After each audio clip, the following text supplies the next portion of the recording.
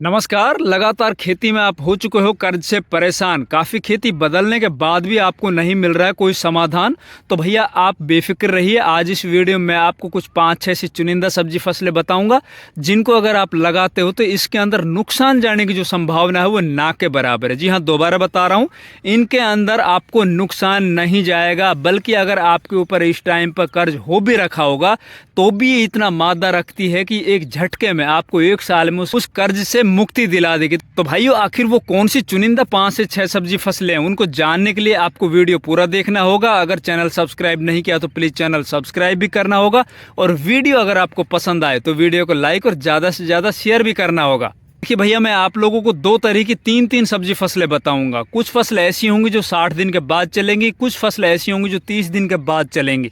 बाकी इनके अंदर मादा है। अगर आप मेरे बताए अनुसार उसी टाइम के ऊपर इन सब्जी फसलों को लगाते हो तो भैया आपको इनको जो बाजार भाव है ना वो पूरे साल के सबसे ज़्यादा मिलेंगे।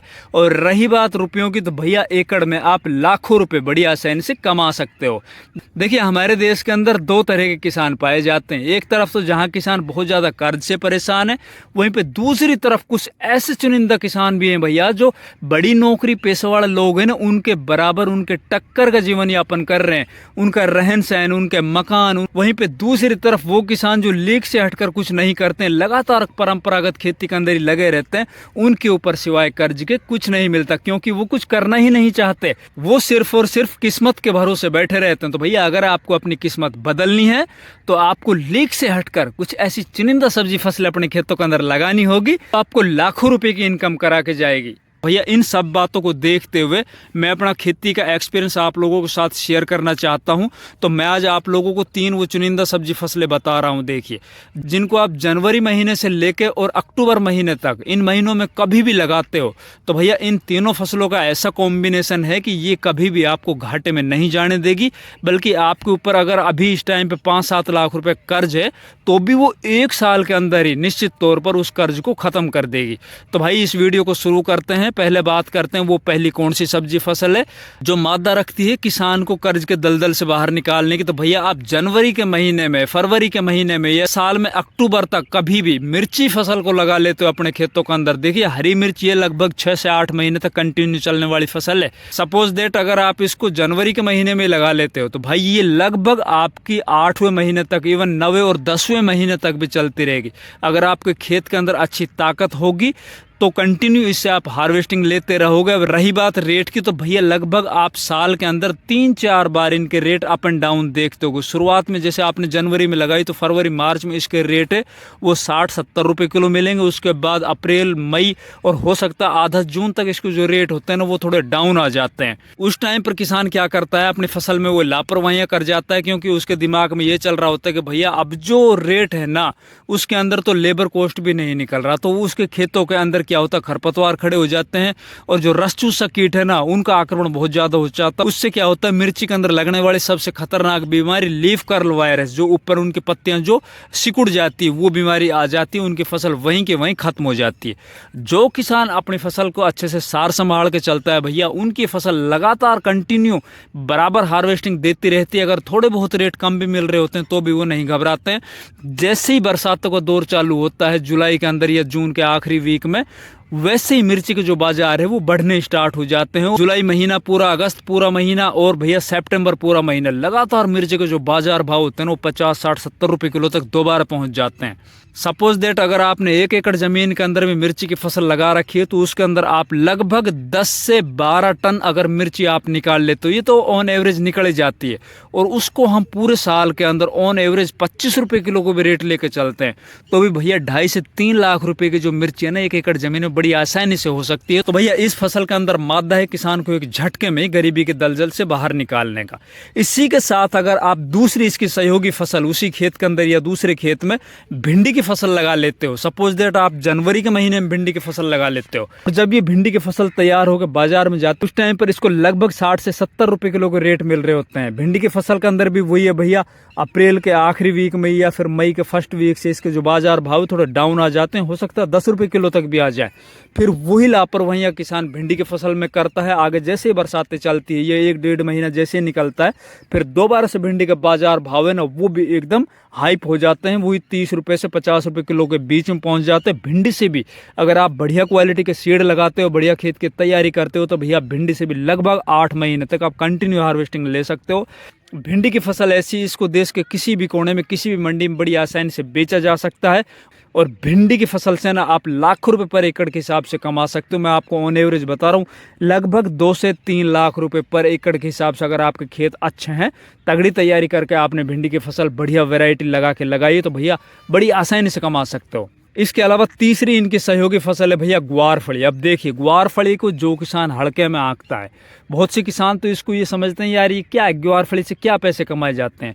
भैया जो किसान ग्वारफली को कंटिन्यू लगाता है या फिर इसको मिक्स क्रॉपिंग में लगा लेता है ना, मिर्ची में और भिंडी में बीच बीच में लगा लेता है, मेड़ के ऊपर भी इनको लगा लेता है, तो भी ग्वारफली के बाजार भाव ना पूरे साल में कभी भी कम नहीं हो सकते। हो सकता है किसी साल इसके थोड़ा रेट डाउन हो, बाकी ज़्यादा दिन इनके रेट डाउन नहीं होते हैं। दूसरी बात, इसके अंदर भैया खर्च बहुत कम आता है, मतलब बिल्कुल ना के बराबर खर्च आता है।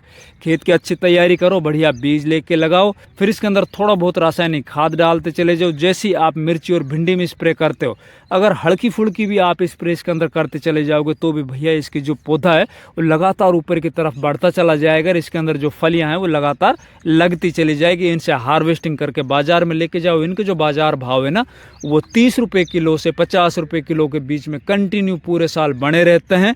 इनसे भी लाखों रुपए पर एकड़ के हिसाब से कमाए जा सकते हैं। अगर आप इन तीनों सब्जी फसलों को हर साल चाहे खेत के छोटे हिस्से में भी लगाते हो, तो भैया आपके ऊपर ना कभी भी कर्ज नहीं चढ़ेगा। भैया ये तो थी कुछ मेन क्रॉप जो 60-70 दिन के अंदर चलती है। अब बताता हूँ मैं आपको 3 ऐसी क्रॉप जो मात्र 30 से 35 दिन में चल जाएगी।